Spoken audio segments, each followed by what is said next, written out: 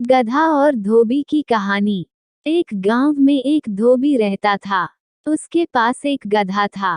गधा बहुत मेहनती था, इसलिए धोबी उसका बहुत ख्याल रखा करता था। धोबी के घर के पास ही एक संगीतकार का घर था। उसके घर से अक्सर गाने बजाने की आवाजें आया करती थी।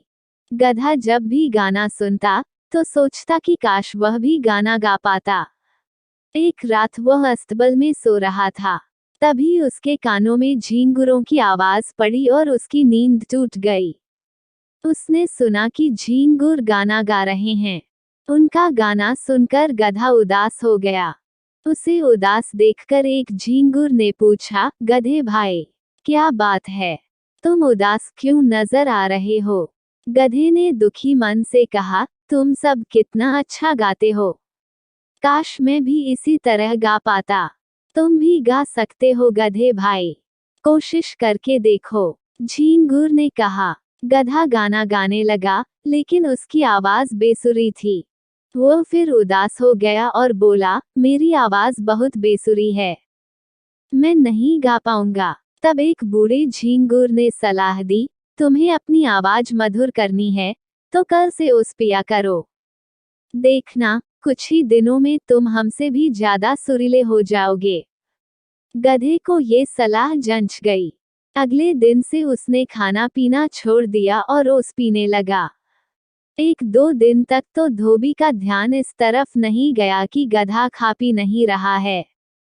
लेकिन कुछ दिनों बाद उसे गधे के अस्तबल में चारा जस का तस पड़ा मिलने लगा और गधा भी कमजोर दिखाई देने लगा, तो उसे चिंता हुई। उसे लगा कि गधा बीमार है, इसलिए खा पी नहीं रहा है।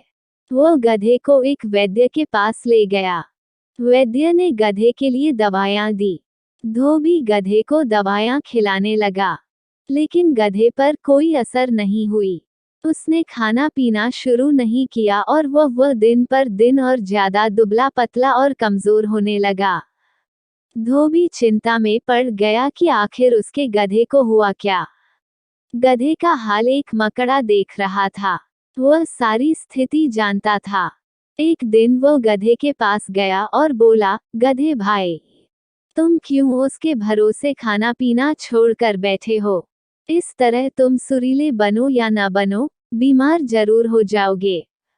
गधे ने उत्तर दिया, मैं झींगुरों की तरह सुरीला गाना गाना चाहता हूँ मकड़े भाई, इसलिए भूखे प्यासे रहकर ये परेशानी सह रहा हूँ। मकड़े ने उसे समझाते हुए कहा, गधे भाई, मेरी बात ध्यान से सुनो। मैं बहुत अच्छा जाला बना सकता हूँ, लेकिन यदि मैं तुम्हारी तरह बोझ उठाना चाहूँ तो नहीं उठा सकता। उसी तरह तुम बोझ उठा सकते हो, लेकिन जाला नहीं बना सकते, न ही झींगुर की तरह गा सकते हो।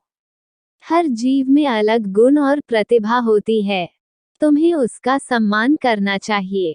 जो कार्य तुम कर नहीं सकते, उसके पीछे क्यों अपनी वो प्रतिभा नष्ट कर रहे हो जिसमें तुम उत्तम हो?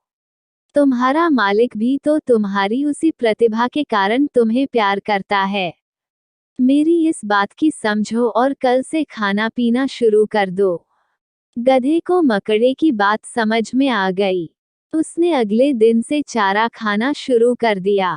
उसे खाता पीता देख धोबी ने सोचा कि वैद्य की दवा काम कर गई। वो खुश था कि उसका गधा ठीक हो गया। वो गधे के लिए और चारा ले आया और उसके पीठ पर हाथ फेर कर दुलार करने लगा। सीख, गधा और धोबी स्टोरी इन हिंदी मॉरल। दूसरों की नकल करने के बजाय अपने गुणों का महत्व पहचानो और उसका सम्मान करो।